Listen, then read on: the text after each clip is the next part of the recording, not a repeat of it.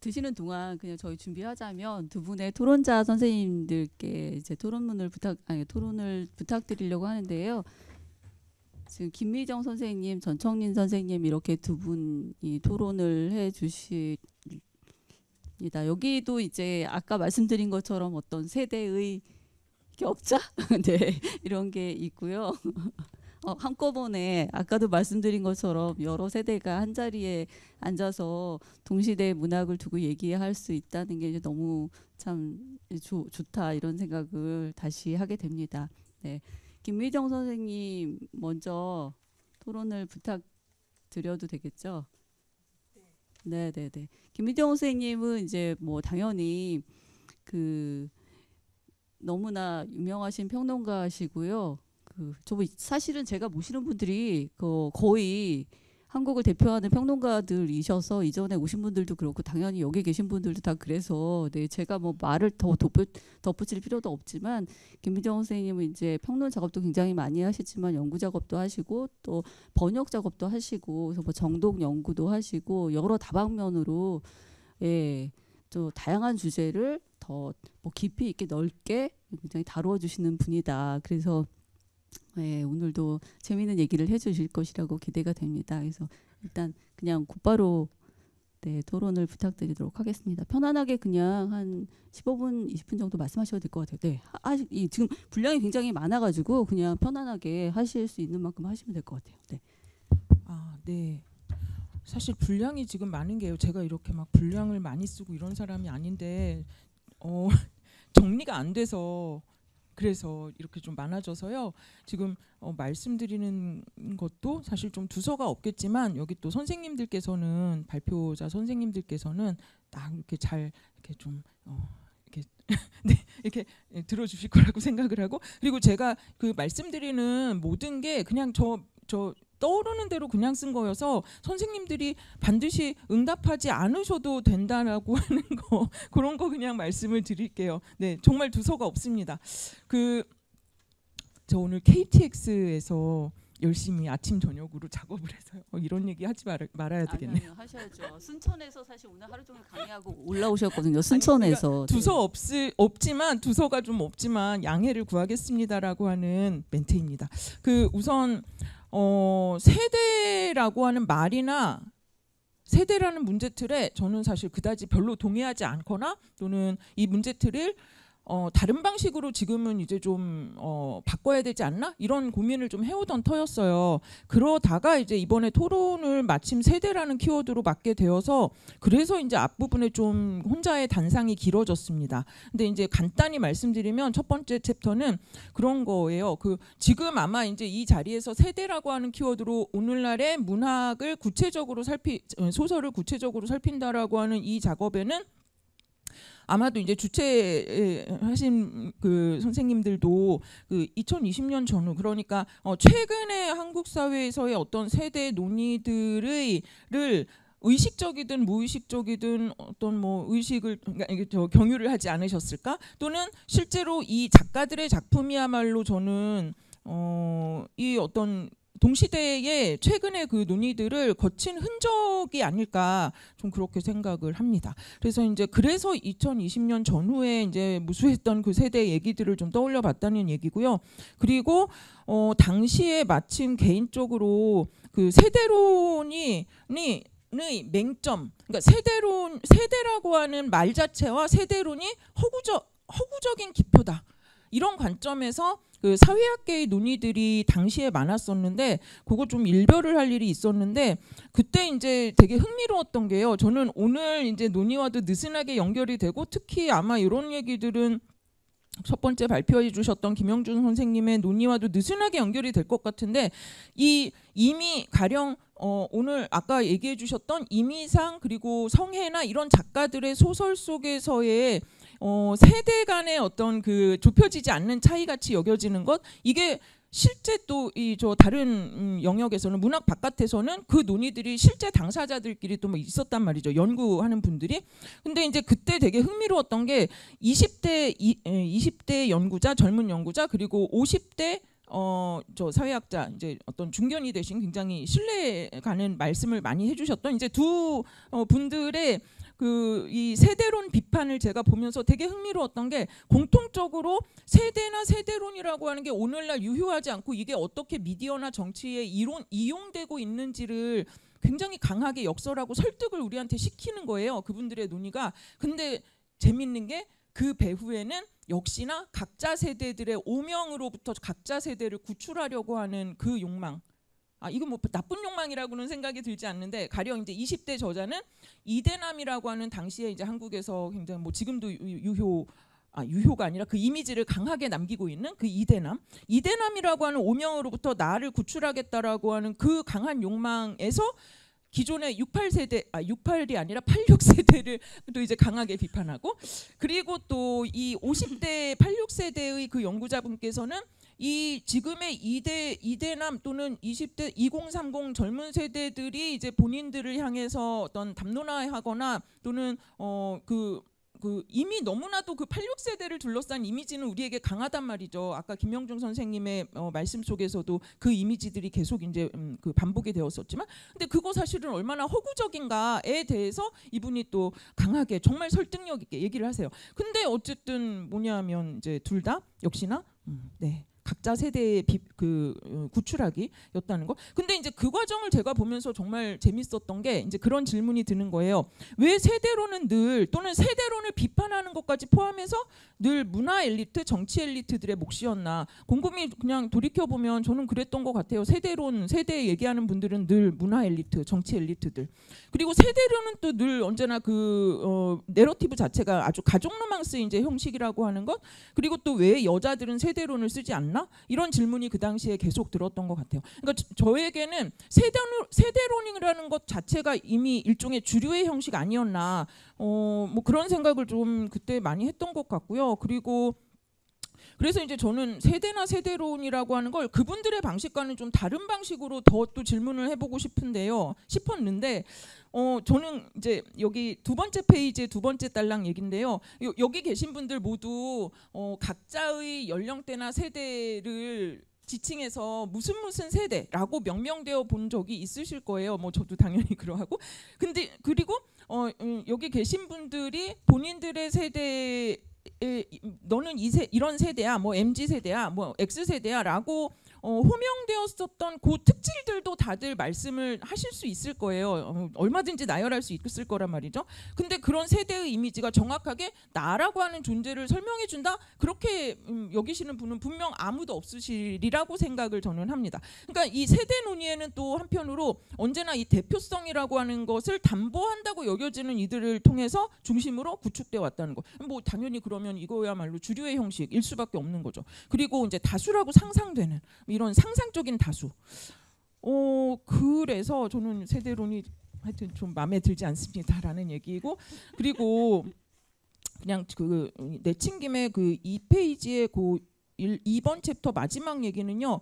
이 세대론은 결국 세대를 말할 때는 언제나 사실 9세대는 늘 패할 수밖에 없는 게 세대론이라고 저는 생각을 해요. 이미 세대나 세대론이라고 하는 말과 프레임 속에 신구의 그러니까 새로운 것이 늘 새롭다라고 여겨지는 것이 이길 수밖에 없는, 그러니까 말하자면 그 대결 구도 속에서. 근데 이게 왜 그러냐면 이 새 것에 대한 예찬 또는 이제 어떤 청춘에 대한 예찬, 젊음 내지는 이것과 다 연동되는 성장, 진보, 발전 이런 가치들이 있잖아요. 또는 뭐 생산적 이런 거. 근데 이런 가치들이 사실은 근대의 전형적인 가치들이란 말이죠. 근데 이 근대의 전형적인 가치들을 우위에 놓고 프레이밍했던 어떤 개념이 저는 세대론 이런 생각을 하게 됩니다. 그래서 세대론으로 얘기를 하면 너무 늘 뻔히 답은 다 정해져 있는데, 뭐 내지는 세대론으로 얘기할 때 나 스스로도 납득할 수 없는 나의 세대의 어떤 이미지가 있는데 뭐 이런 것들.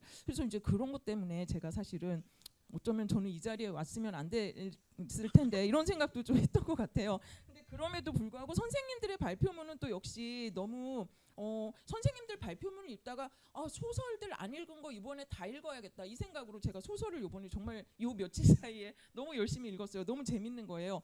김영중 선생님 발표에 대한 얘기로 좀 가면 두 번째 페이지인데 왠지 시간 빨리 써야 될 것 같아요. 그 선생님이 예전에 20년 전에 이제 그런 글을 쓰신 적이 있어요.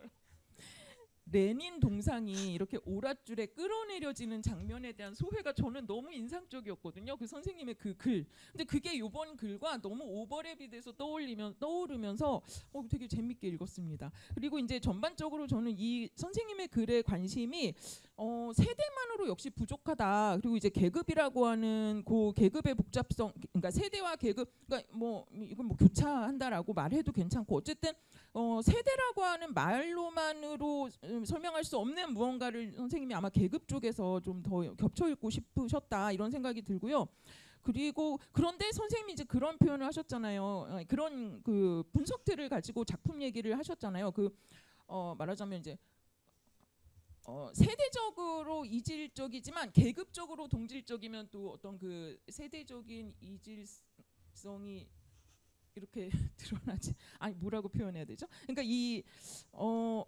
그 제가 선생님의 그 글을 제 식으로 지금 이렇게 말을 하려니까 잘 정리가 안 되는데 어쨌든 그래서 그 분석의 대목들이 분석의 틀이 그냥 작가들의 각각 소설들의 차이가 아니라 각 인물들의 이면에 작동하고 있을 세대 계급의 차이들이 그런 인물 형상화로 드러난다라고 하는 것들을 생각하게 하는 관점이어서 이게 선생님의 그 어떤 소설에 대한 분석들이 되게 사회학적이면서도 되게 미학적인 틀이구나 뭐 이런 생각을 하면서 되게 읽었던 것 같습니다.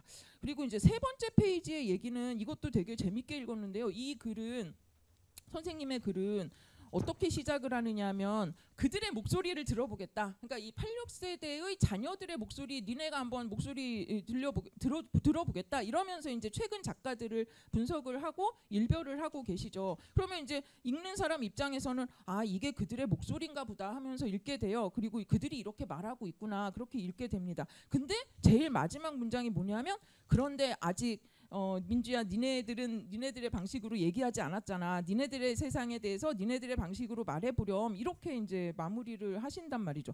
그러니까 너무 이것도 네, 이 선생님의 이 어떤 일갈 같은 것들이 또 숨어 있는 게 아닌가 이런 생각이 들었습니다.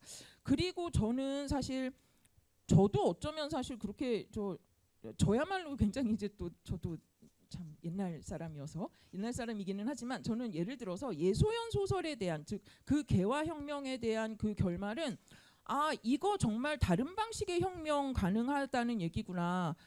저는 여기에서 이제 개라고 하는 이게 그냥 유머러스하고 농담처럼 소설 마무리가 소품같이 마무리가 됐다고도 여겨지지만 근데 여기에서 일종의 이제 미래를 열어갈 미래의 시간을 열어갈 주체가 누구인지에 대해서 저는 아주 폭넓게 단적으로 좀 또 상징적으로 암시하고 있지 않나? 저는 이게 굉장히 진지하게 읽혔거든요. 이 예소연 소설에서의 결말이. 근데 이제 이런 것들이 어딘지 무기력의 반영처럼 좀 읽혀지신 것 아닌가라는 생각이 들어서 저는 그래서 이제 선생님께 혹시 뭐 더 들려주실 행간의 의미 들려주실 게 없을까 이런 생각도 했던 것 같습니다. 그리고 조금 생략해서요. 그 3페이지 마지막 단락을 보면 그리고 이제 또 재밌었던 게 선생님이 택하신 건 이미상의 학인인데 그리고 성혜나의 오케이 부모인데 저였다면 이미상의 학인 대신에 목경, 무경 그리고 모래고모 이 소설을 택했을 것 같고 성혜나의 오케이 부모 대신에 김일성이 죽던 해를 택했을 것 같아요. 이게 이제 읽어보신 분들은 이게 무슨 의미구나 아실 텐데 안 읽어보신 분들도 많을 것 같아서 그냥 간단히 말씀드리면 학인하고 오케이 부모는 선생님 분석에서처럼 풍자는 풍자인데 웃을 수 없는 풍자란 말이죠. 그런데 목경, 무경 이거하고 김일성이 죽던 해 이거는 전혀 저는 다르게 읽혔거든요. 이 세대의 어떤 그 긴장감 같은 것보다 오히려 이제 어떤 연결 계승. 그래서 목경, 무경 이 소설은 조현정 선생님이 저 뒤에서 이제 연결도 해주셨지만 여성들의 어떤 새로운 관계 맺기 이런 방식으로 충분히 해석할 수 있었던 거잖아요. 그리고 김일성이 죽던 해는 이 작가의 아마 자전적인 얘기인 것 같은데 작가 어머니가 공장 노동자 출신이고 거기서 이제 노동자 글쓰기 실제 이제 그 현장에 있었던 분인 것 같아요. 그런데 그 어머니에 대한 어떤 그 연결감 같은 것들 이거는 전혀 이 작가들의 그 여기 선생님이 다루셨던 소설들과는 전혀 다른 소설이란 말이죠. 그럼 이걸 가지고 얘기를 한다라고 할 때 전혀 다른 얘기? 그럼 이제 그건 무슨 얘기냐면 이 소설들에서의 풍자나 평매의 대상은 이장록이지 이장록의 아내, 즉 자기 엄마들은 아니라는 거예요. 그러니까 이 아빠 이장록이 아니라 엄마, 이름 없는 엄마들의 관계 속에서라면 이들의 얘기, 이들의 세대 얘기는 뭐 웃음 없는 풍자나 뭐 어떤 폄훼가 전혀 아닌 방식이란 말이죠. 전혀 다른 얘기를 써나갈 수 있다는 거. 그럼 이제 결국 이거는 또 세대와 계급 말고도 필히 젠더를 경유할 수밖에 없다. 그리고 뭐 네, 아무튼 그런 생각이 좀 들었습니다. 그리고 이제 또 한 가지는 저는 이미상 성혜나의 이렇게 굉장히 온도차가 다른 이 관점이 다른 이전 자신들의 아버지 세대에 대해서 관점이 다른 이 소설들이 왜 그런지의 맥락에 2020년도 즈음에 그 한참 이제 아까 초반에 말씀드렸었던 그거요. 그때 당시의 세대 또는 공정 담론 이런 것들. 그 맥락 속에서 학인이나 오케이 부모가 나왔고 그리고 그 이후에 시간이 조금 지나서 목경무경하고 저 김일성이 죽었던 해가 그 뒤에 나온단 말이죠. 그래서 저는 여기에 그 어떤 시간적인 그 맥락도 조금 개입을 시켜서 얘기를 할 필요도 있지 않나 이런 생각이 좀 들기도 했습니다. 아 그리고요 말이 길어져서 너무 죄송하긴 한데 아까 사실 선생님의 말씀을 이렇게 들으면서 글을 읽을 때와는 또 달리 86세대가 선생님도 86세대이신데 왜 이렇게 너무 가스라이팅을 많이 당하신 건가? 죄송해요. 이렇게 표현하면 안 되는데 그러니까 뭐냐면 귀농귀촌 아니면 이 86세대의 어떤 무기력해짐 또는 어떤 무능력으로 표상되고 그리고 변절로 표상되고 이랬었던 요 얘기가 그렇지 않다라고 하는 걸 어쩌면 선생님이 더 알고 계시지 않나? 그러니까 반드시 그렇게로만 얘기할 수 없다는 것에 대해서 저는 그래서 그런 것도 좀 궁금해지기는 했습니다.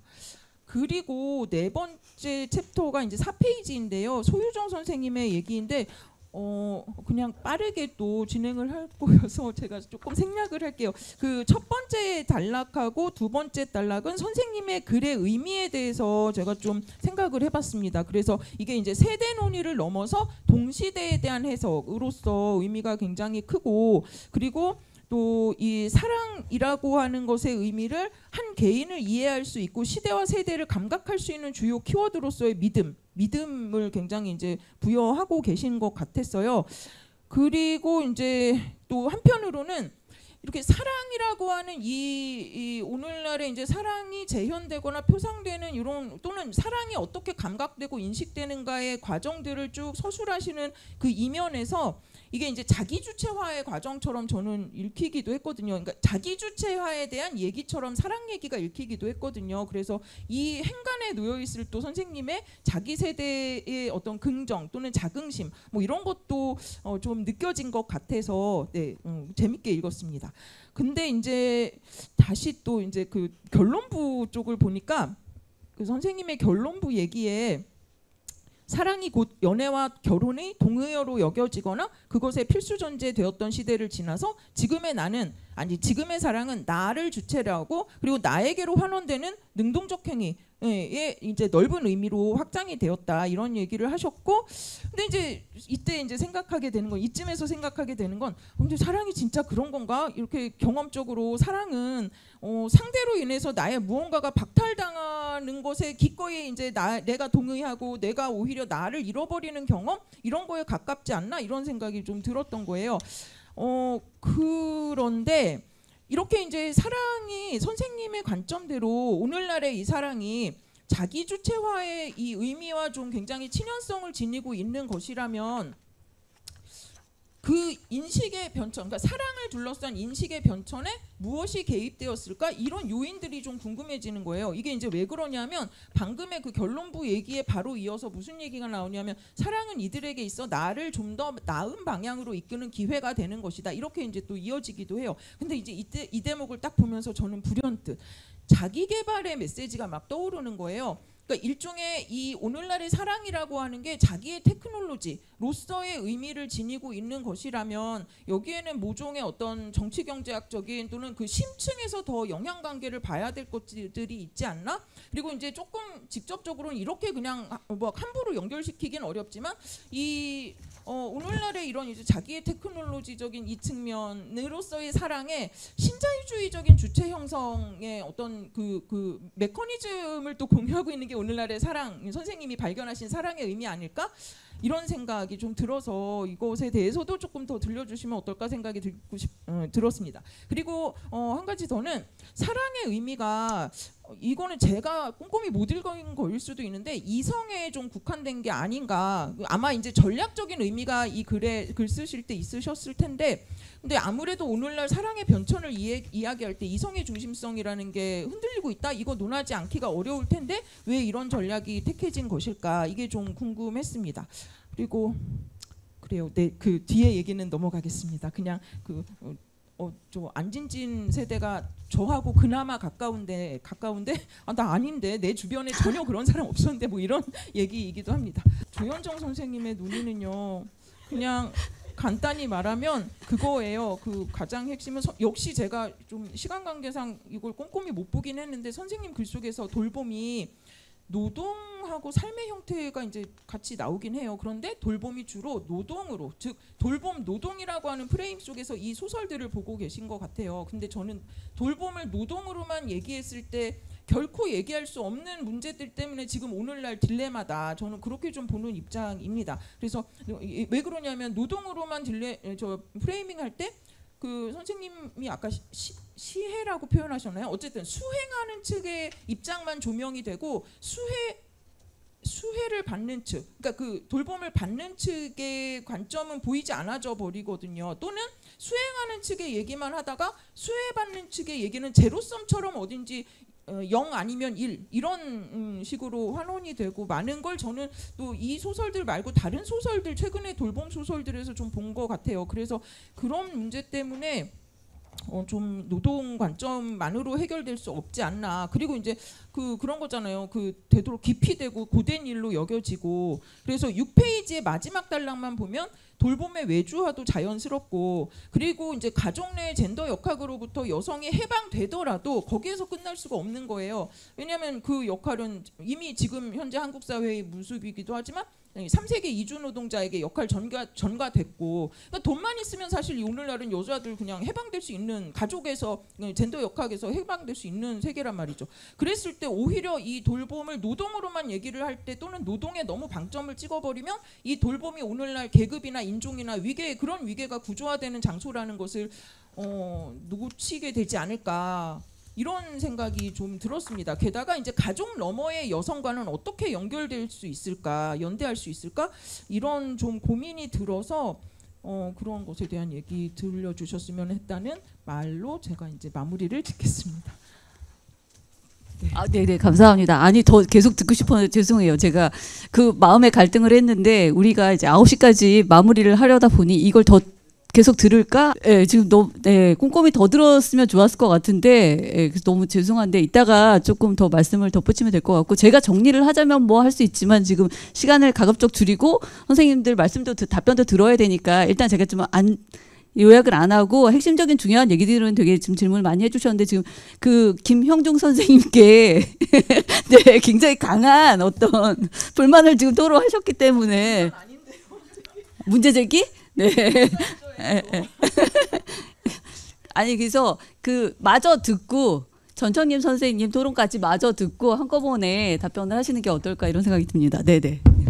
네, 저 중요한 문제들에 대해서 김민정 선생님께서 질문을 많이 해주셔서 저는 각 발표자 선생님들께 글 읽으면서 떠오르던 질문 한 가지씩, 그리고 함께 같이 떠오르던 최근 소설들에 대한 단상들, 이런 것들을 이제 토론으로 정리를 해보았습니다. 제가 요약하면서 읽은 그런 부분은 조금 넘어가고 두 번째 문단부터 이야기를 해볼게요. 선생님께서 이제 세대적 이질성과 계급적 동질성, 또는 세대적 이질성과 계급적 이질감으로 이제 양가 감정의 연원도 설명해 주시는데 선생님께서 이제 작품을 인용하실 때 이제 표면적으로는 가족 간 감정의 문제로 볼 수 있는 문제라고 설명해 주신 부분이 실은 계급이나 세대 문제에 가려질 수 없고 조금 더 도드라지는 부분이 될 수도 있지 않을까 소설 내에서 그런 질문을 이제 하게 되었어요. 그래서 뭐 예소연 작가의 그 개화 혁명에서는 그 장례식이라는 의뢰도 나오고 또 성의 나이 당춘 같은 경우도 이제 삼촌에게 보이는 감정이 이제 나오는데 그 두 소설이 보여주는 어떤 가족 관계가 멀어질수록 그 관계 자체가 조금 많이 달라지는 형상도 있고 그리고 가족이라는 것이 굉장히 이미 형성된 관계에 있고 또 세대라고 좀 함축할 수는 없는 굉장히 공유된 감정을 가지고 있다고 생각을 해서 이런 것들을 이제 소설 해석하실 때 어떻게 생각하시면서 분석하셨을까 그런 부분들이 궁금했습니다. 그래서 이제 제가 드리고 싶었던 질문은 이제 이쪽에서 이야기를 하고 싶은데요. 그래서 가족이 먼저인가 세대가 먼저인가 계급이 먼저인가 이런 질문보다는 이제 왜 최근 젊은 작가들이 86세대를 가까운 가족으로 인식을 할 때 그거를 왜 그런 복잡한 감정을 왜 가족이라는 관계 내에서 설명하려고 굳이 이야기를 하고 있을까 그런 게 저는 또 궁금해지더라고요. 그래서 그런 어떤 창작적인 어떤 무의식 이면에 그 자식 세대가 86세대를 바라보는 관점이 뭔가 옛 혁명을 바라보는 관점과 조금 맞닿아 있지 않을까 그런 생각을 하면서 읽어서 혹시 이런 부분에 대해서 생각을 하신 부분이 있을까 질문을 드려봤었고요. 두 번째는 이제 조현정 선생님의 에이징 솔로 그리고 돌봄과 갈등인데요. 역시 제가 읽은 부분은 좀 넘어가고 3쪽으로 가겠습니다.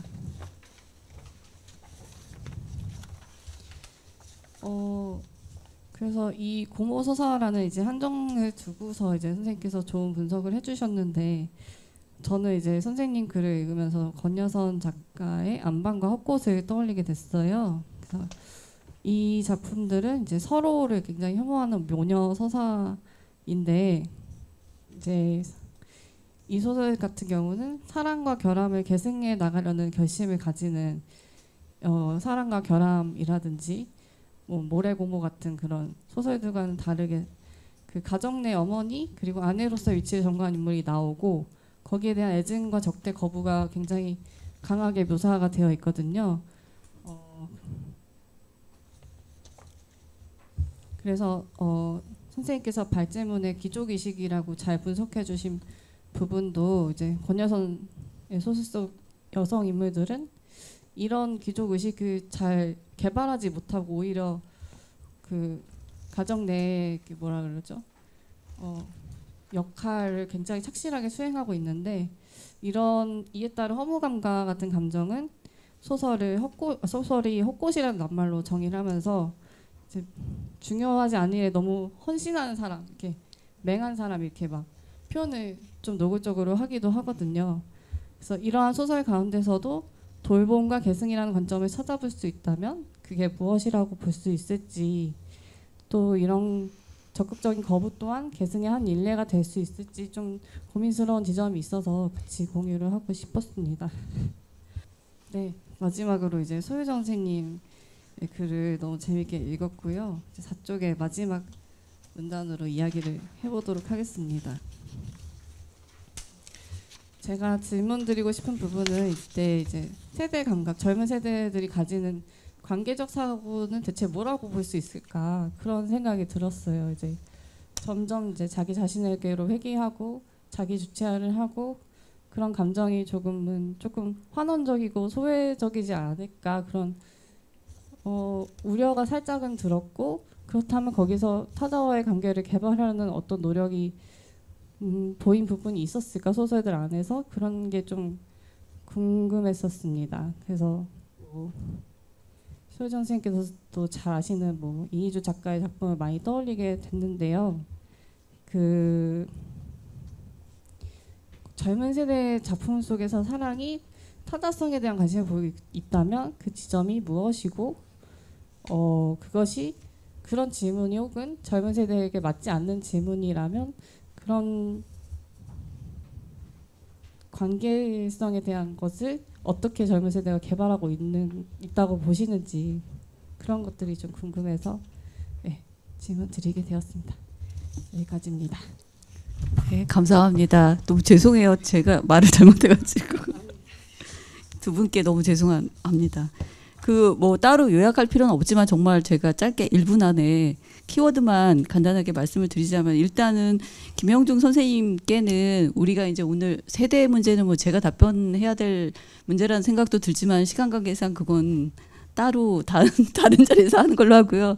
세대 문제로만 다 볼 수 없는 어떤 지점에 대해서 세대와 계급 가지고 언급을 하셨는데 그것만으로도 부족하다. 젠더, 시간차 그리고 더 나아가서 가족이라든가 이런 다른 키워드로 더 살펴야 되는 게 아닌가라는 질문을 해주셨어요. 그래서 이 지점을 중심으로 말씀을 부탁드리고 싶고요. 그다음에 그 조현정 선생님 같은 경우에는 일단은 이제 그 돌봄 문제를 다루는 것의 의미를 뭐 충분히 그 뭐 고평하시면서도 돌봄 문제를 노동 문제로만 한정해서 이 다룰 때 읽어낼 때 빠뜨리게 되는 것은 무엇이 있는가에 대한 어떤 질문으로 제가 읽혀서 이걸 중심으로 말씀을 해주시면 좋을 것 같고요. 그다음에 그 소유정 선생님에 대해서는 요약하자면 두 가지일 것 같아요. 뭐 자기 주체화로서의 그 사랑이라는 이야기가 결국은 여기 안에 그 뒤에 신자유주의적인 그림자가 어른거리는 것이 아니냐.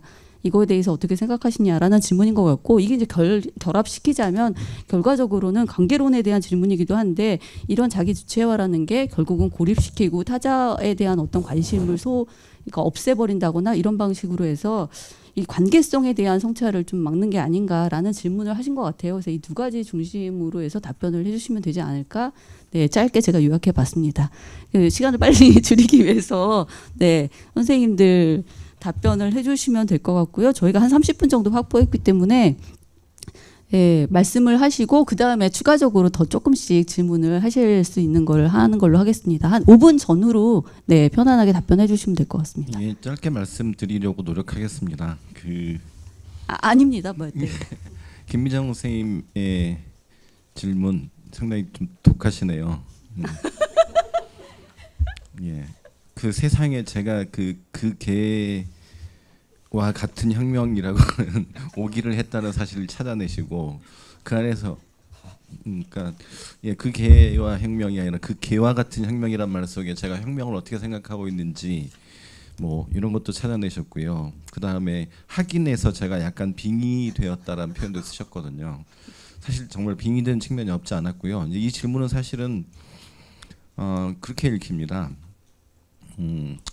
여기에 이제 86 당사자, 그 다음에 86 소설에서 재현된 86, 그 다음에 그걸 대상화하는 재현 주체로서의 아들, 딸들, 이런 이 세 부류 이 유형이 있다면 그 중에 제가 이제 주로 어떤 입장인지에 대한 질문처럼 읽히기도 하는데요. 정확하게 말씀드리면 저는 이 셋 다 저한테는 일종의 아이러니적인 서술의 대상이고 이 글도 아마 저는 그렇게 익혔으면 하는 입장이었거든요. 저는 86세대지만 최근에 그 86세대 당사자들을 가장 그 한국에 있는 계급적으로도 뭐 하여튼 세대적으로도 가장 혐오하는 사람에 속하고요. 소설에서 재현된 86세대는 그나마 명분이 있어서 이제 그 동정 혹은 연민의 대상으로 그려지긴 하지만 그들의 무력함에 있어서도 저는 그다지 좋은 감정을 갖고 있지는 않습니다. 그 다음에 최근 이제 86세대를 대상화하는 재현 주체 이장록의 아들 딸들 얘기를 하자면 저는 하여튼 이분들이 이제 이런 식의 세대론을 이렇게 잡게 된 거는 공교롭게도 이제 지금 글을 쓰고 있는 이 작가들이 사실은 그러니까 이민주 정도 시절에 지금 이제 자랐다면 그 작가를 글을 쓰기 시작할 수 있는 자기 몫의 말을 할 수 있는 시대가 되었다라는 느낌, 그런 것 때문에 사실 격려하는 의미가 강했습니다. 그러니까 그들에게 어떤 식의 말을 해달라 이런 얘기보다는 이제 충분히 아버지의 영향권, 혹은 어머니의 영향권에서 벗어날 때가 된 시기에 처해 있었으니 이전 세대를 자신들의 방식으로 돌아볼 수 있을 때가 되었다라고 하는 거, 격려 차원에서 그런 얘기를 했던 거고요. 굳이 그 김일성의 죽던 해나 목경, 무경, 모래고모 이 작품을 택하지 않고 오케이 부모를 택했던 거는 그 각주 8번에 있습니다. 실은 제 관심사 중에는 이 글이 만약에 길어질 수 있었다면 포함되는 게 젠더 문제하고 취향의 문제가 있었거든요. 근데 취향의 문제를 거론하기에는 오케이 부모가 저한테는 아주 적절한 작품이었었고, 이 세대 간의 문제는 취향의 문제도 관련이 됩니다. 오케이 부모에 보면 아빠가 자기 딸에는 자기 아들들 온다고 하니까 자기도 니들하고 문화적 세대가 취향이 비슷해 하면서 건스 앤 로세스 그 티셔츠를 입거든요. 근데 아이들은 그걸 뭐 전혀 신경도 안 써주고 얘들 옷차림은 그보다 훨씬 더 과격한 옷차림으로 오게 되는 장면들이 있어요. 그리고 아마 위수정이라는 작가는 아시겠지만 위수정의 작가의 2개의 작품도 전부 그 취향과 계급에 관한 문제인데 그 문제는 따로 다룰 필요가 있을 것 같기도 하고, 제가 한번 다뤘기 때문에 생략한 측면이 있는데, 젠더에 대해서 말을 못한 거는 맞습니다. 일단 이 분량 때문에, 그 다음에 글을 쓰다 보면 이렇게 어떤 구성이 있게 마련인데 거기에 갑자기 끼어들 수 없어서 있기도 했지만 저 같은 86세대가 제일 약한 것이 젠더 감수성이죠. 그런 문제는 저 같은 이 중년 남성 평론가가 탁자에 다리 하나를 꺼내놓고 앉을 정도 구석에서 할 수 있는 얘기는 아니라는 생각도 들고요. 어쨌든 그게 시야에 없었던 것은 아니나 쓰는 와중에서 그렇게 되었습니다. 그렇게 말씀드리고 싶고, 전청림 선생님 말씀에 따르면 이제 가족이라고 하는 것, 세대나 세대 혹은 계급 외에 가족이 포괄할 수 있는 어떤 것들이 있을 거라고 말씀하셨는데 그 맞는 말씀이시고요. 근데 이제 가족이라고 하는 게 저는 역사 특수적이라고 생각하거든요. 86세대 가족과 86세대 아버지가 가장이었으나 책임을 다하지 못한 이 가족과 그 다음에 뭐 그 이후에 태어나서 가장이 된 가족하고는 관점이 좀 다른 방식으로 처리를 해야 된다는 생각이 들거든요. 그러니까 뭐 막스주의가 됐건 뭐가 됐건 계급에 대한 관념이 아주 강했던 아버지 밑에서 자랐는데 내가 아주 가난할 때, 그럴 때는 그 아버지가 꿈꿨던 것이 아무리 허황되더라도 거기에 대한 감정은 남다를 텐데 그렇지 않고 그 다음 세대였다. 그래서 86세대가 아닌 부모를 둔 다른 가족이라면 가족 간의 긴밀함이나 연대감은 또 달랐을 거라는 생각을 합니다. 거기에 저는 분명히 취향이 개입할 거라고 생각하고요. 강력하게 그 정도로 답변 드리고 싶습니다. 네, 이어서 답변 부탁드립니다. 네. 제가 글을 처음에 드리고 또 이렇게 수정한 것도 드리고 그래서 2번을 이렇게 만들어 드린 것 같아서 일단 토론자 선생님들께 좀 죄송하다는 말씀을 드리고, 먼저 그 김미정 선생님의 그 토론문을 읽으면서 그냥 다 끄덕끄덕 했고요. 일단 제가 돌봄을 하느라 돌봄에 대한 공부가 너무 부족했구나라는 반성도 하게 되었는데, 그 선생님께서 이제 돌봄이라고 하는 것을 노동으로만 이렇게 프레임화하는 것과 그 다음에 이것을 이제 노동이기 때문에 그것을 이제 제공하는 측면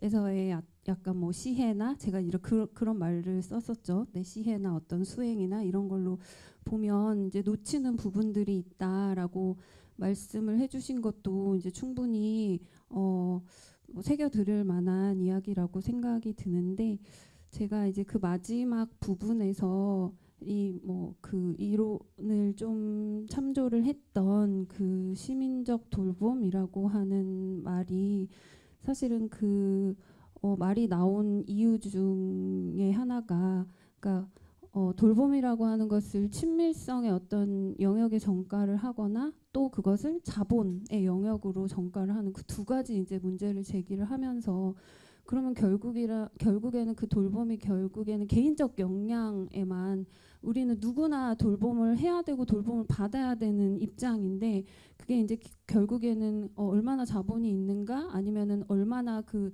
인간관계를 좀 뭐 폭넓게 하거나 뭔가를 이제 누릴 수 있는가, 그거에 그런 개인적 역량에 이제 달려 있기 때문에 그런 시민적 돌봄의 어떤 그 발상의 전환이 필요하다라고 이야기를 하고 있는데, 그게 구체적으로 어떤 상의일까라고 하는 거에 대해서는 제가 좀 더 공부가 필요하고 좀 더 고민이 필요하고 좀 더 상상이 필요하다라는 생각이 들기는 하는데요.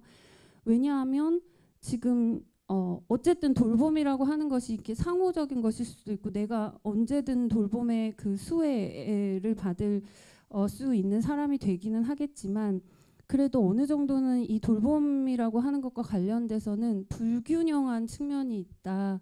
그리고 너무나 이거는 약간 가시적인 노동이라고 하는 것을 또 벗어나서는 생각할 수 없는 지점이 있다. 너무나 분명한 노동이기도 하고, 저한테는 그렇게 다가오는 것 같아요.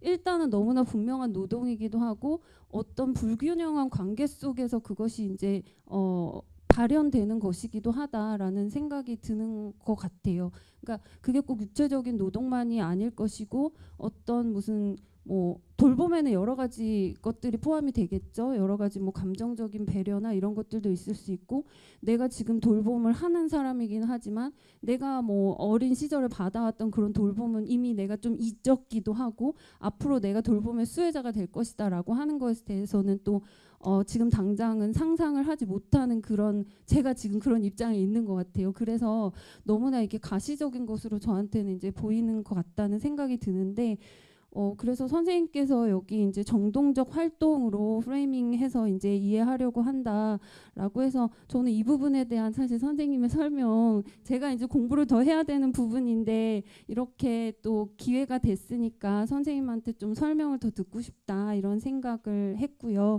그리고 그 전청림 선생님께서 말씀해주신 그 권여선의 작품에 대해서 제가 깊게 고민해보지 못한 그런 작품이기는 하지만, 사실 여기서 이제 그 고모의 서사에서 무경이나 그 고모가 그 가족을 완전히 이제 떠남으로써 돌봄의 그런 의무나 이런 것으로부터 벗어날 수 있다라고 하는 것이 결국에는 딸이자 고모이니까 가능했다라는 생각도 들고, 이 권여선 소설에서 나타나는 그 가족 안에서의 그 이 인물들과는 다르게, 근데 그래서 이 그 모래고모에서 보면 이 고모가 이런 뭐 할 수 있지만 하기 싫은 일을 이제 수행을 함으로써 그런 구절이 나오거든요.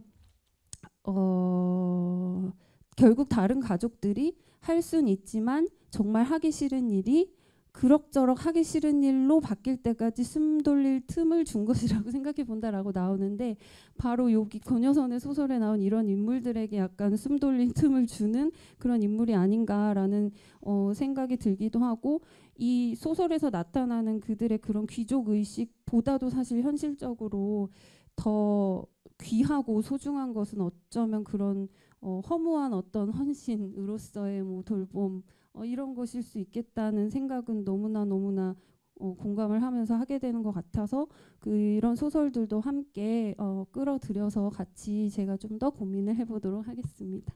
네, 이 정도로. 네, 감사합니다. 그 이어서 답변, 네, 소유정 선생님. 네, 그 급하게 마무리를 한 글인데 꼼꼼하게 두 분 선생님께서 살펴봐 주셔서 너무 감사하다는 말씀을 드리고 싶고요. 사실 제가 이 글에는 미처 쓰지 못했지만 고민하고 있던 부분들을 선생님들이 다 짚어주신 것 같아요. 김미정 선생님 말씀하셨듯이 뭐 자기 개발이라는 메시지가 떠오르기도 한다라고 하셨지만은, 사실 저는 이 그래서 사랑이 나에게로 환원된다라고 이야기를 했을 때, 내가 이렇게 쓰는 것이 오히려 이 세대와 사랑에 대해서 너무 그 해석의 범위를 확 좁혀버리는 것이 아닌가에 대한 의심을 스스로도 하기는 했어요. 그래서 그 점에서 이제 이어지는 것이 그 전청림 선생님이 물어보셨던 어떤 타자와의 관계, 타자성에 대한 어떤 감각들, 로 이제 이어질 수가 있을 텐데 사실 이 글을 쓰는 시점에서는 정말로 그것을 내가 내가 아닌 완전한 타자에게서 찾을 수 있는가를 고민했을 때 저는 그거에 대한 해답을 내리지 못했다고 생각을 합니다. 그래서 정말 자연스럽게 자기 개발로 이어질 수밖에 없다. 이 단어를 떠올리신 것도 당연한 게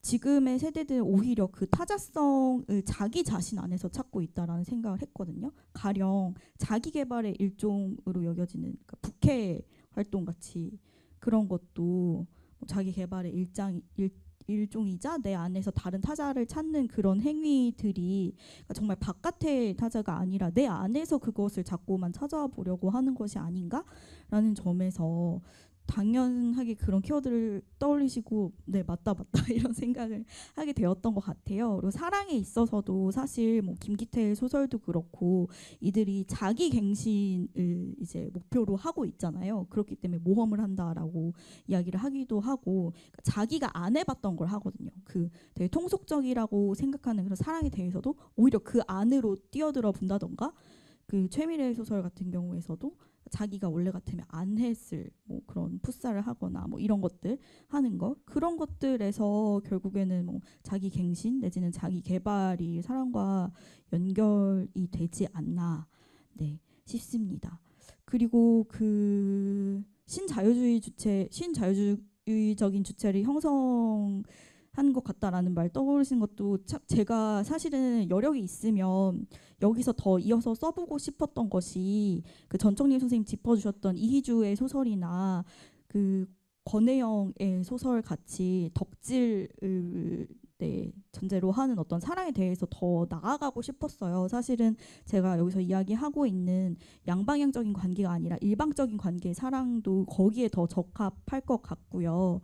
그리고 언급은 하지 않았지만 이전에 작년에 발표했던 그 제 글 중에서 프레임 오브 러브라고 하는 글이 있는데 이게 그 신자유주의적인 프레임 안에서의 사랑 그리고 그 프레임 바깥에서의 어떤 사랑에 대해서 이야기를 한 글이 있는데요. 아무래도 사랑에 대해서 이야기를 하다 보니까 그게 전제가 되어 있어서 좀 자연스럽게 나오지 않았나 싶은 생각을 해봅니다. 그래서 기회가 되면은 이렇게 여기서 더 나아가서 쓰고 싶다라는 생각을 하기도 했고요. 사실 이성에 국한되는 것에 대해서는 제가 여기까지 살피지는 못했는데, 그러니까 사랑과 연결되어서 줄줄이 포기되는 그 다음에 뭐 스텝들 또는 먼저 포기하기 때문에 이마저도 자연스럽게 포기하게 되는 것이 또 사랑이라는 것이 요즘에 어떤 세대들이 가지고 있는 그런 감각이지 않나라는 생각에 전략적이라고 좋게 말씀을 해주셨지만 사실 이성이 아닌 그 이후에 어떤 사랑까지는 이야기하지는 못했지만 언급을 해주셨으니까 한번 이것도 살펴보고 싶은 마음이 듭니다. 네, 그래서 하나 덧붙이자면 그 세대 그 작가의 세대인지 작중 인물의 세대인지 이제 이렇게 써주셨는데요. 사실 저는 이 부분은 생각을 못했던 부분이기도 한데 지금의 제가 텍스트로 삼은 소설들에서는 이것이 분리되어 있지 않고 동세대적인 걸로 재현이 되고 있는 것 같아요. 작가의 세대가 곧 작중 인물의 세대로 재현이 되어 있는 것 같아서 그래서 이 부분을 좀 아예 분리해서 예민하게 살피진 못했는데 이것도 같이 한번 고민을 해볼 지점을 말씀을 해주신 것 같아서 감사하다는 이야기를 드리고 싶습니다. 그리고 전청림 선생님 말씀 아까 이어서 물음은 이어서 답변을 했기 때문에 여기서 마무리하도록 하겠습니다. 네, 감사합니다. 그러면은 지금 시간이 좀 없긴 한데요. 그래도 그 조현정 선생님이 요청하신 그 김미정 선생님께 좀 설명을 부탁드린 그 부분에 대해서 조금 말씀을 해주시고 그다음에 전청림 선생님께는 사실 지금 그 헛꽃 얘기를 잠깐 했는데 뭐 여기에 우리가 오늘 다룬 거는 아닌데요. 여기에 어떤 의미에서는 그 이제 무한한 헌신을 자기 내면화해서 하는 여성에 대해서 이제 다루는 건데 이게 참 이게 다 문제라면 이 돌봄이 다 문제고 이런 거 너머를 상상해야 된다고 하면 이렇게 헌신하는 여자들에 대해서는 우리가 어떻게 얘기할 것이냐 이런 사람들이 너무 많은데 이거에 대해서 그럼 이거 이제 젠더 문제 얘기할 때 가정주부에 대해서 문제 제기하는 거와 비슷한 맥락일 수도 있을 것 같은데요. 그래서 이 헛꽃 작품에 대해서 좀 간단하게 설명을 해주시면 좀 같이 논의를 공유할 수 있지 않을까. 그래서 짧게 말씀을 부탁드리고 그 사이에 플로아에 지금 오랫동안 앉아 계셨는데 궁금한 것들 아주 사소한 것도 다 괜찮으니까 뭐 어떤 작품에 대해서 물어보고 싶은 거 있으시거나 이런 거 있으시면은 준비하셨다가 답변 끝나면 질문을 좀 해주시면은 제가 한꺼번에 묶어서 받고 답변 듣는 걸로 하겠습니다. 네, 그럼 부탁을 드리겠습니다. 네. 제가 아까 너무 또 시간에 쫓기면 제가 막 흥분을 하는데 지금은 차분하게 빨리 마무리할게요. 저는 선생님 사실 그런 것 같아요. 오늘 세 분 모두 발표문에서 다 맞는 얘기고 다 이거 그냥 다 동의하는데 뭐 이런 생각인 거예요. 근데 한편으로 또 토론 역할을 맡았으니 막 어떻게든 찾아내야 되는 거구나 이러면서 이제 괴로워하면서 그래서 조현정 선생님 글도 사실 선생님의 글 자체적으로 가진 완결성은 되게 다 동의가 되는 거죠. 근데 이제 선생님이 물으셨으니까 그냥 제가 왜 노동으로 국한하지 않고 정동적 활동이라고 프레이밍하고 싶다라고 하느냐 조금 그냥 말씀드리면 제가 언젠가부터 노동이라고 하는 말은 사실 이 노동이라는 말은 임금 노동이 축약된 말이란 말이죠. 원래 노동이 임금 노동이 아닌 본래 그런 말은 아님에도 불구하고 그래서 오늘날 노동은 그냥 어쨌든 임금 노동이고 그리고 노동이 노동이란 말로 설명할 수 없는 오늘날에 점점 더 그런 영역이 많아지고 있는데 그렇다고 해서 제가 돌봄을 노동으로 말하면 안 된다가 아니고요. 정말 이건 너무 중요한 것 같아요. 돌봄을 노동으로 말했다라는 것 자체, 부상했다는 것 자체 그동안 선생님도 얘기 뭐 글 속에 있지만 사랑이나 순고라고 하는 그런 이름으로 아주 철저히 은폐됐었던 게 바로 이 돌봄의 영역이었잖아요. 그 돌봄의 부정의들. 근데 그거에 이제 어쨌든 노동이라고 하는 프레임을 통해서 가까스로 부상을 했단 말이죠.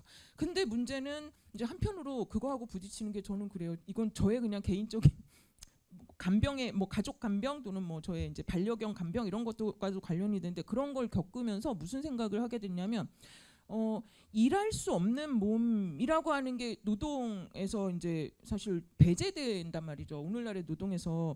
근데 이 일하지 않으면 쓸모없는 인간이라고 하는 감각이 실제로 아픈 분들 당사자 입장에서 그런 얘기를 해요. 이건 너무 비극적인 세계라는 거죠.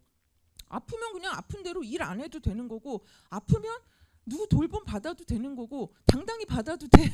이게 어딘지 자꾸 노동이라는 말로만 얘기를 할 때는 이게 너무 어려운 거예요. 자꾸 부딪히는 거예요. 그래서 저는 왠지 점점 이제 저가 노동을 점점 할 수 없는 몸이 되어가니까 차라리 그래 나의 미래 일할 수 없는 몸에 대한 상상 어쩌면 그러니까 일할 수 없는 몸에 대한 일할 수 없는 몸을 긍정하는 것 자체가 그게 이제 당사자 자체도 긍정을 못하는 세계라는 게 너무 불행하다고 생각이 드는 거죠. 그래서 이제 제가 이렇게 말씀을 드린 거고 선생님의 저 전체의 글의 이 일관성과 완결성에 대해서 제가 그 말씀을 드린 게 아니다. 이거는 확실히 말씀을 드립니다. 질문을 하라는 역할 때문에 제가 억지로 네, 너무 갑자기 아름답게 마무리를 왜 이렇게 하시고 네, 그러면 중요한 글이었고 거기에 덧붙여서 이런 논의까지 하시면 좋겠다라는 말씀으로 정리하는 것으로 그리고 전청님 선생님 간단하게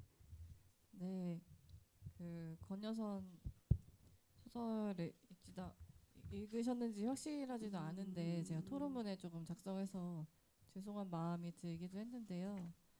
안반과 헛꽃이 이제 연작인데 안반은 이제 그 혜영 혜진 자매가 있어요. 이제 그래서 안반은 혜진이 초점 화자이고 이제 외할머니 어머니로부터 이제 전해져 내려오는 어떤 여성을 향한 적대의 감정을 이제 다루고 있는 소설이고 그래서 그 제목도 이제 안반인데 안반이 이제 떡 만드는 굉장히 큰 도마를 상징하는데 이제 외할머니가 사춘기 여성이었던 혜진에게 막 엉덩이가 안반 같다 뭐 이런 식으로 얘기를 해서 이제 그 주인공이 상처도 받고 이런 이야기가 드러나는 이제 소설이고요.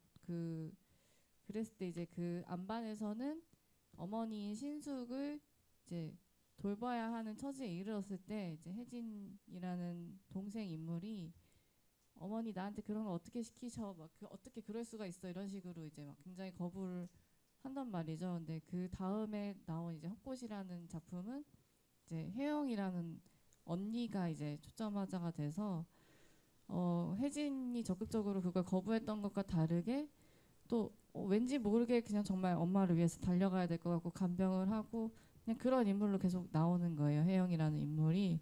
오히려 이 두 자매가 굉장히 돌봄에 대해서 상반된 감정을 가지고 있어서 이런 부분도 재미있었고, 그래서 뭐 시민적 돌봄이라는 말이 요즘에 많이 나오긴 하지만 이미 저는 이게 그게 없어서 개발해야 된다 이런 관점이라기보다는 가능했는데 이미 지나간 것 같이 느껴지는 거예요. 옛날에 정말 복도식 아파트에서 막 다 같이 애들 돌보고 이런 시대에 가능했던 그런 상상이 아니었을까. 그래서 그 사이에서 시민적 돌봄이라는 단어 사이에서 친밀함, 공동체 이런 것들이 어떻게 다시 생각해 볼 수 있을까, 이런 것들이 굉장히 큰 논점이라고 생각이 들고 조현정 선생님께서 그런 부분을 잘 짚어서 글을 써주시리라 생각을 합니다.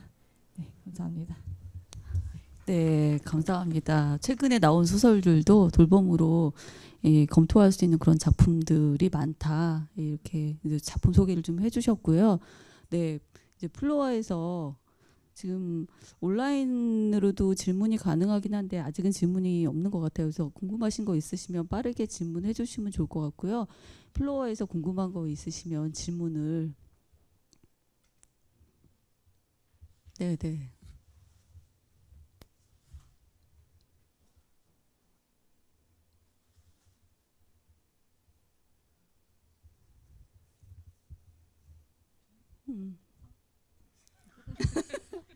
먼저 그냥 오늘 빨리 띄워주세요.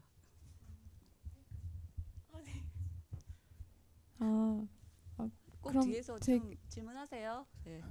되게 사소한 거를 김영중 쌤한테 그냥 이거는 사소한 건데 아까 지나가시면서 원래 더 좋은 사회를 향하던 대상 리비도가 이제 그 자연으로 생태로 많이 이동했었다 그때 그런 얘기를 하셨는데, 원래 우리가 그 사회로 향하던 리비도가 90년대쯤에 내면으로 들어가면서 되게 우울증적이다 뭐 이런 얘기를 하는데, 그러면 자연으로 생태로 간 게 이게 우울증적인 건지, 그러니까 이것도 내면으로 간 건지, 그러니까 왜 그러냐면 제가 이 사실 박민규 이 소설에서 말하는 것처럼 저도 이 86세대 이렇게 세대를 막 뭉뚱그리면 안 되지만 그래도 86세대의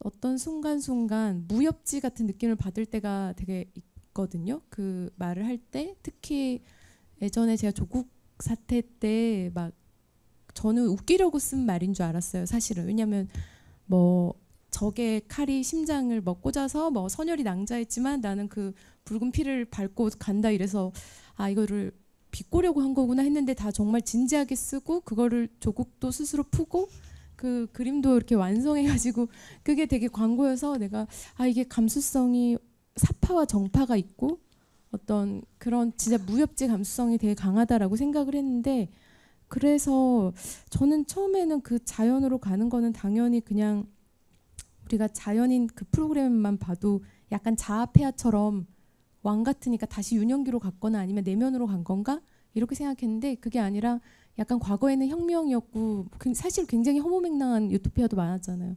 그것처럼 또 다른 어떤 유토피아나 무릉도원으로 대상 리비도가 간 건지, 그러니까 애도가 완료된 건지, 그러니까 이들은 우울증적 주체가 아니라 애도 완료한 건지 대상 대체된 건지 그거를 되게 다른 건데 그냥 여쭙고 싶습니다. 최근에도 자연, 그다음에 뭐 비인간 그런 얘기들을 많이 하게 되잖아요. 그 이러저러한 학자들도 하게 되는데, 그때 그 당시에 그들이 생각했었던 자연이나 뭐 생태 이런 것들은 지금과는 많이 달랐던 것 같습니다. 지금은 자연 그 자체, 그러니까 마치 칸트가 얘기하는 물 자체인 것처럼 전혀 상관적이지 않은 방식으로 상정된 자연이나 뭐 이런 얘기였었는데, 그 당시에는 그게 아니었던 것 같거든요. 일종의 도피처였던 것 같고 그건 철저하게 시적 자아가 주관에 포함시켜 버리는 그 자연이었다는 느낌이 들어요. 그러니까 일종의 도피 상태에서 그리고 제가 제일 싫어하는 것 중에 하나는 386이라는 제가 30대가 아닌데 이제 86 세대들이 흔히 그때 썼던 시들이 특징이 뭐냐면 자아와 자연과 나의 일치, 무라일체 이런 표현들을 썼거든요. 저는 그것이 엄밀한 의미에서의 자연 대상에 대한 탐구라고 생각하지 않았었고 당시나 지금이나 그런 측면에서 아까 제가 그런 말을 했던 거고요. 그 일종의 그러니까 그때 소설에서 뭐 윤대영이나 신경숙을 두고 내면을 찾아 떠나는 여행 이런 표현을 썼었는데 그와 그다지 다르다고 생각되지가 않습니다. 그래서 그런 말씀을 드렸고요. 네, 답변이 되셨나요? 네, 결국 약간 욕이었던 걸로. 네, 혹시 또 질문 있으시면.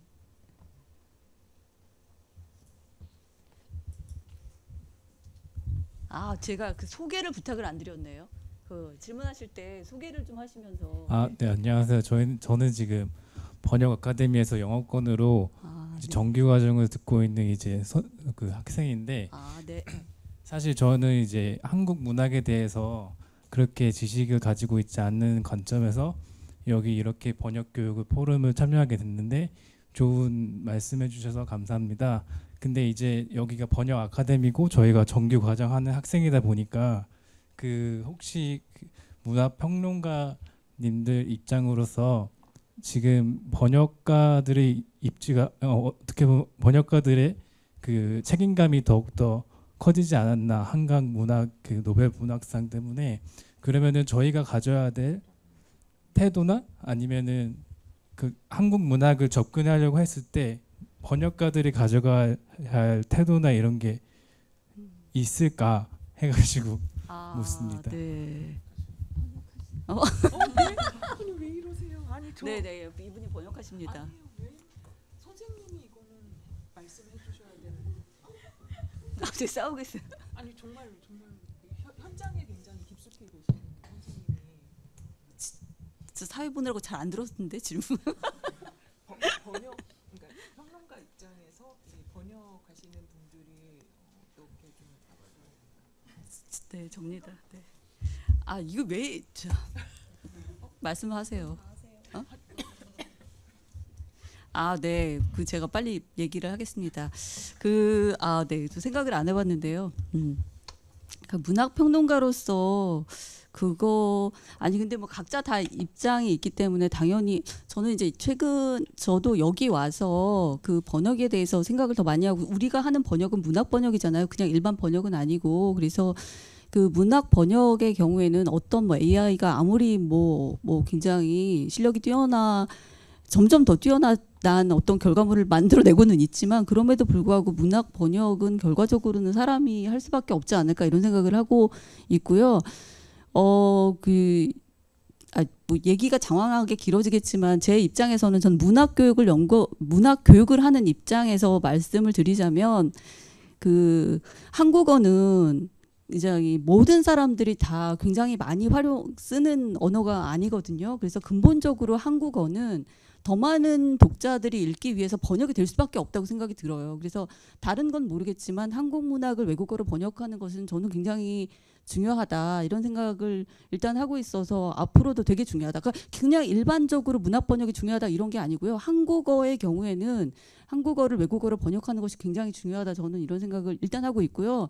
그다음에 근데 그 번역이라고 했을 때 사실은 번역이라는 게 이제 공부 다 하셔서 아시겠지만 그냥 지금 말씀드린 것처럼 한국어랑 다른 언어가 있을 때 언어 사이에는 언제나 저는 위계가 있다고 생각하거든요.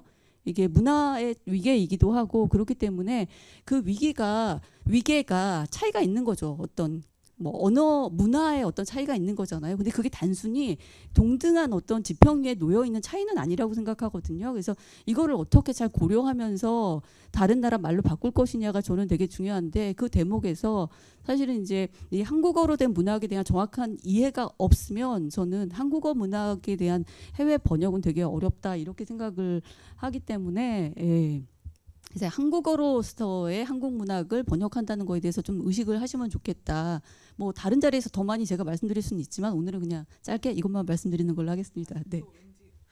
네, 말씀하세요.